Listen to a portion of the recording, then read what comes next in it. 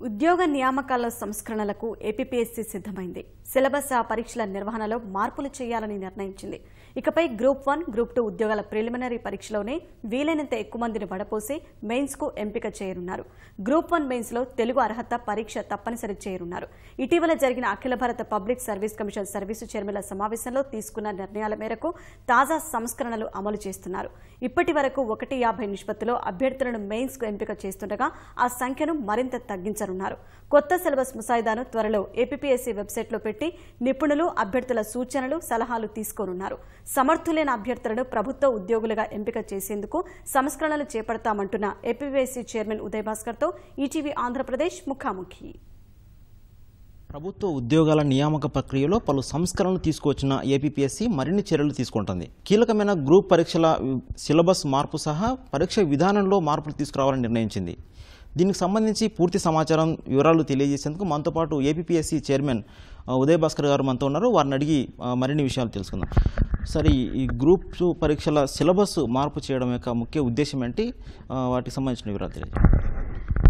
మెయిన్గా ఈ all India public service commissions వాళ్ళు ఇచ్చిన దానిలో ఏంటంటే ఈ గ్రూప్ 1కి ఏదైతే ఉందో ఈ ప్రిలిమ్స్ గతంలో ఒకటే పేపర్ మేము కండక్ట్ చేస్తున్నాము, వాళ్ళు 2 పేపర్లుగా కండక్ట్ చేయాలని చెప్పి మాకు సలహా ఇవ్వడం జరిగింది.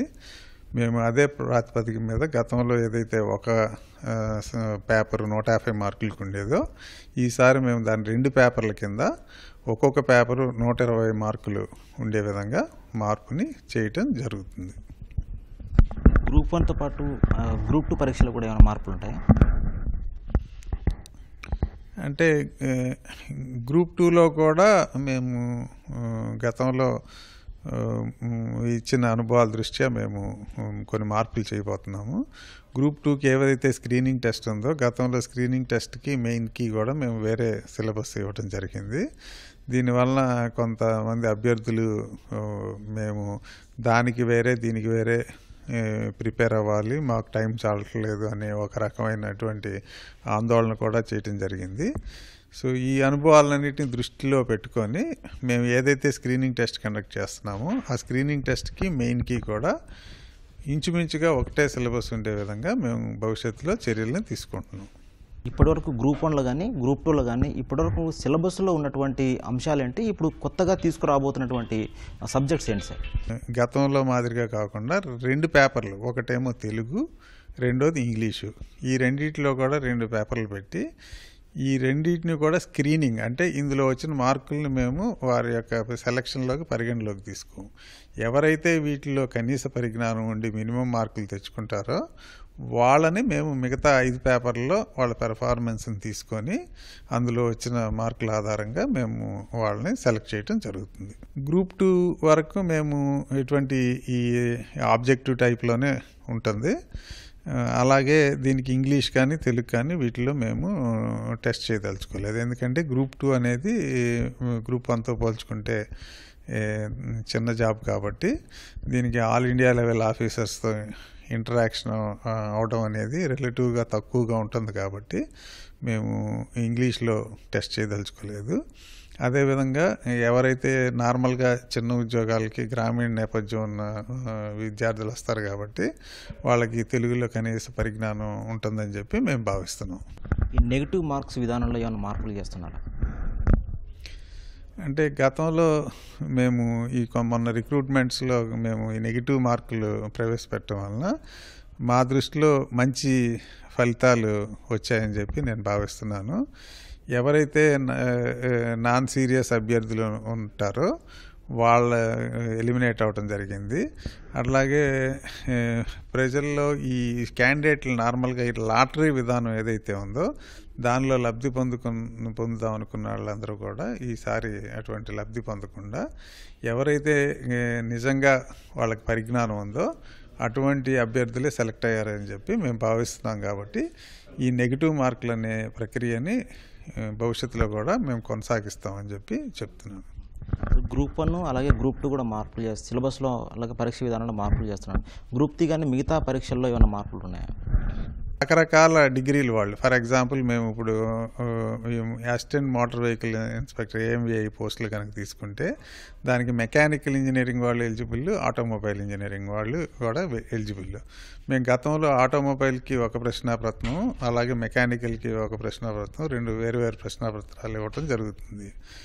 మేము భవిష్యత్తులో ఏం చేస్తామంటే ఈ రెండింటినీ కలిపి, ఎందుకంటే ఒక ఆటోమొబైల్ ఇంజనీర్ సెలెక్ట్ అయినా, ఒక మెకానికల్ ఇంజనీర్ సెలెక్ట్ అయినా ఒకసారి ఉద్యోగంలో చేరిన తర్వాత వాళ్ళు చేయాల్సిన బాధ్యతలు ఒకటే కాబట్టి ఈ ఉద్యోగానికి చేయడానికి కావాల్సిన బాధ్యతలు నిర్వర్తించడానికి ఎటువంటి పరిజ్ఞానం అవసరం అవుతుందో అటువంటి పరిజ్ఞానాన్ని మేము టెస్ట్ చేసే విధంగా ఒక uniform syllabus, uniform question paper, same question paper ఇచ్చే విధంగా మేము భవిష్యత్తులో ప్లాన్ చేస్తున్నాం. ఈ మార్పులన్నీ కూడా ఈ సిలబస్ మార్పులు కానీ గ్రూప్ పరీక్షా విధాన మార్పులను కూడా ఎప్పటి నుంచి అమల్లోకి తీసుకొస్తున్నారు? మేము త్వరలో ప్రభుత్వం మాకు కొన్ని పోస్టులు భర్తీ చేయమని విడుదల చేస్తుందని మేము భావిస్తున్నాము. ఏవైతే మేము భవిష్యత్తులో ఇస్తారో వాటన్నిటికీ కూడా ఈ మార్పుల్ని మేము అమలు చేయడం జరుగుతుంది. ఈ మార్పులు కానీ సంస్కరణలు కానీ మొత్తం చేయడం వెనుక ప్రధాన ఉద్దేశం ఏంటి సార్? సిలబస్ మార్పు అనేది ఒక నిరంతర ప్రక్రియ. మనం ప్రతిసారి కూడా ఒక ఎగ్జామ్ కండక్ట్ చేస్తే మనకి ఏవైతే అనుభవాలు వచ్చినాయో వాటన్నిటిని మనం దృష్టిలో పెట్టుకొని భవిష్యత్తుకి మనము ఇది సిలబస్ని మార్పు చేయాల్సిన అవసరం ఉంటుంది. మనం ఏదైనా సిలబస్ మార్పు చేసామంటే ప్రతిభ కలటువంటి క్యాండిడేట్లని ప్రభుత్వ ఉద్యోగాల్లోకి తీసుకురావడమే మేము కండక్ట్ చేసే టెస్టులు కానీ ఈ సిలబస్ మార్పు కానీ వీటి యొక్క ఉద్దేశం. కూడా క్యాండిడేట్ల వైపు కాకుండా మేము ప్రభుత్వానికి చక్కటి ఉద్యోగస్తులు ఇవ్వాలి. ఏవైనా ఒక 1000 ఉద్యోగాలు ఉన్నాయంటే 1000 మంది మెరికల్ లాంటి అభ్యర్థుల్ని మేము ప్రభుత్వానికి అందించే ఉద్దేశమే మాకుంటుంది. కాబట్టి మేము ఏం చేసినా సిలబస్ మళ్ళీ మార్పులు చేసినా, అలాగే ప్రశ్నించే విధానం మార్చినా కూడా ఇవన్నీ కూడా దానికి అనుగుణంగానే ఉంటాయని చెప్పి నేను మనవి చేస్తున్నాను. సమర్థవంతమైనటువంటి అధికారాలను ప్రభుత్వానికి ఇవ్వడమే లక్ష్యంగా ఈ సంస్కరణలు చేస్తున్నట్టుగా ఏపీఎస్సీ చైర్మన్ ఉదయభాస్కర్ గారు చెప్తున్నారు. రాబోయే ప్రభుత్వం త్వరలో విడుదల చేయబోయే ఇవ్వబోయేటువంటి నోటిఫికేషన్లో ఈ మార్పులన్నీ కూడా అమల్లోకి తీసుకురానున్నట్లుగా చెబుతున్నారు. కెమెరామెన్ శ్రీమన్నారాయణతో కలిసి వెంకటరమణ, ఈటీవీ న్యూస్, విజయవాడ.